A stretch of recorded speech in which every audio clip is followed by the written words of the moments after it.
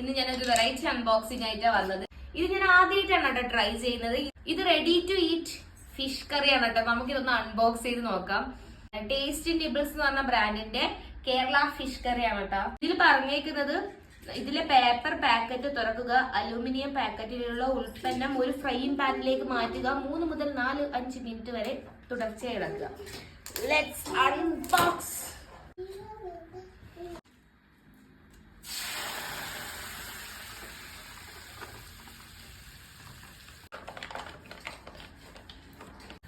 എന്റെ അമ്മ, ഒരു രക്ഷയില്ല കേട്ടോ മോനെ.